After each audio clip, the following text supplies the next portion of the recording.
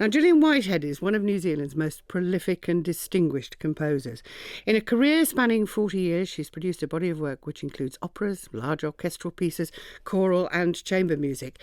In 1999, she was awarded the New Zealand Order of Merit. Well, she spent 14 years abroad, and since her return, she's been involved in several works using Maori instruments.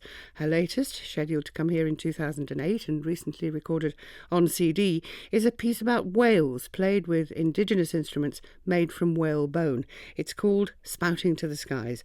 Well, Canada Beveridge met her at a performance of the piece in Wellington, played by the New Zealand String Quartet and the flautist Richard Nuns.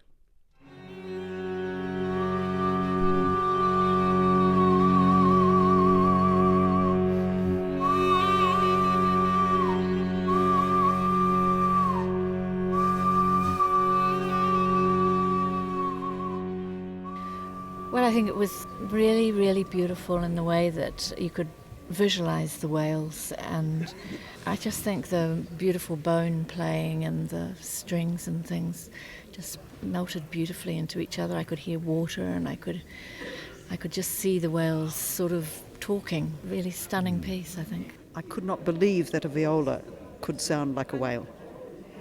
And, I'm very moved indeed. Oh, I was really quite emotionally overcome by it, really. Very elemental. I think she's an outstanding composer, and I think she has a number of qualities that really make her probably one of our greatest living composers in New Zealand.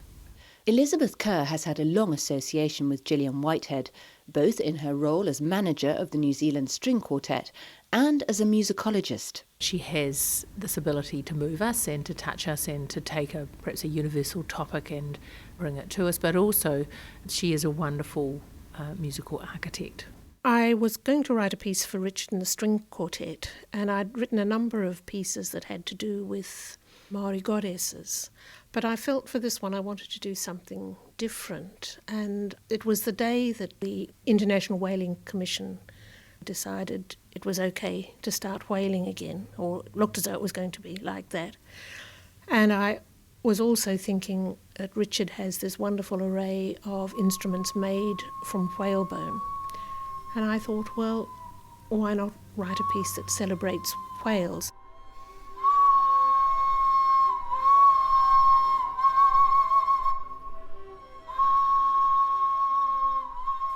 Cellist of the New Zealand String Quartet, Rolf Jeltsen.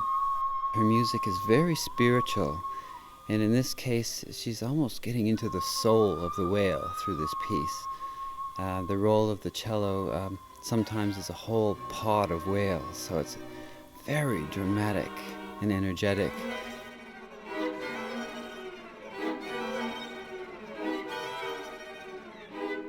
And other times it's extraordinary sounds of the sea or nature, or maybe the inner spiritual voice of the whale.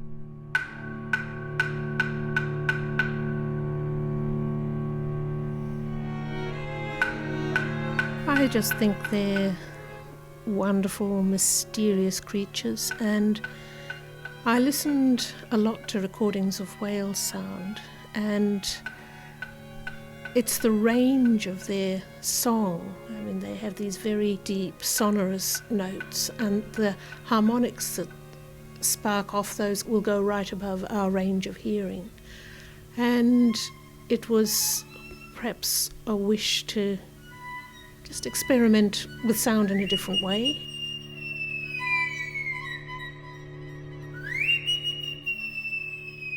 First violinist Helena Pohl. She draws on some very deep place in herself to write the music, and she's almost embarrassed to talk about it, but then it did help us when she told us that this was the seals sliding down and this is the whale traveling through the ocean, and that's very, very fun to play.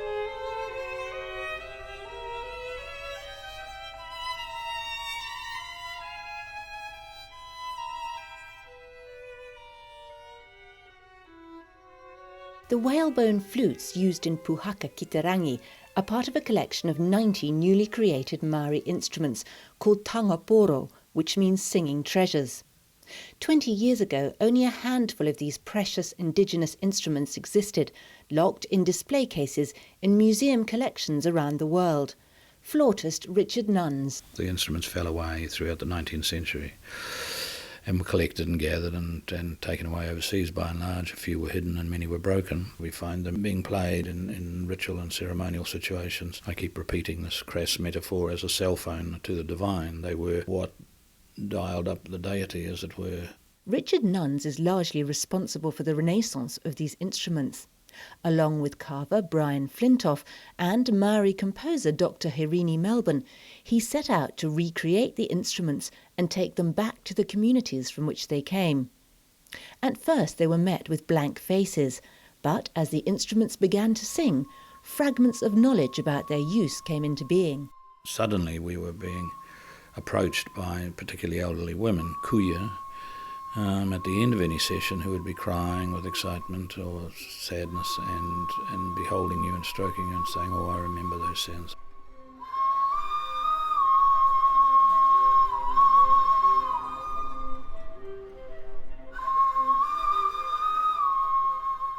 No instrument will have been made from a whale that's been harmed in any way.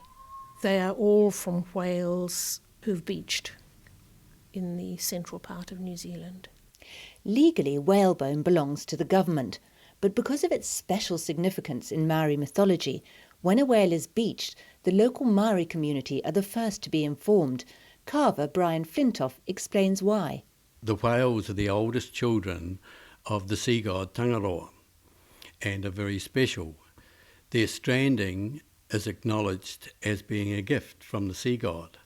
So removing the bones from the whale and making special things from them is a huge honour that is not lightly bestowed by Māori.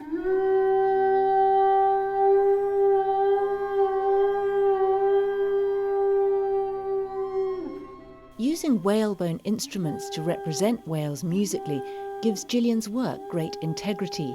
Particularly the fact that one of the instruments is made of the cochlea of a whale, so what the whale used to receive sound is now being made a way of sending the sound back into the world again, which I found fascinating. Gillian's great-grandmother was a Maori, and it's been through these traditional instruments she's been able to articulate her Maori past.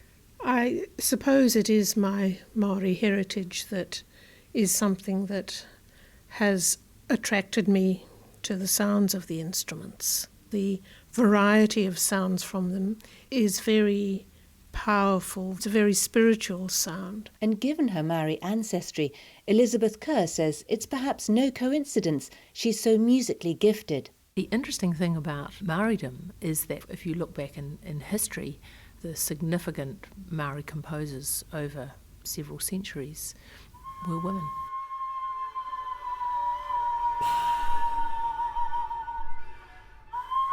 Composing for indigenous instruments is very different from writing for traditional Western instruments. The tangapuro do have very small ranges, maybe the range of a minor third or perhaps a fourth, but they also have, they have the ability to slide between pitches and use microtones, so that there is a great variety of pitch and sound that can come from one instrument. And by using a range of instruments through the piece, you get quite a range of tone colour as well as pitch. For compositions like Puhaki Kitarangi, she allows for as much improvisation as possible. Can you play it the second way again? Can we also go... The string quartet parts are notated throughout. Richard much prefers to play free of any notation. I'm left with creative holes, as it were, in which I improvise. We spend time discussing and talking about the shape of what she wants. She usually chooses an instrument, but essentially it becomes a collaborative activity that is, to a degree, different every night that it's played and performed. Okay, so we come in, play. I also involve the string quartet in improvisation along with him, so that extends their range of involvement in the piece. And I think after a while it becomes a bit difficult to tell what's improvised and what's notated. Gillian's is a unique voice. We're very thrilled that in this part of her life she's come back to New Zealand. There was a time perhaps when New Zealand might have thought that she was a great New Zealand composer but an expatriate, and now she's here with us and composing about New Zealand, drawing on her Maori heritage, picking up themes that are important to New Zealanders in the music, and that's a wonderful thing.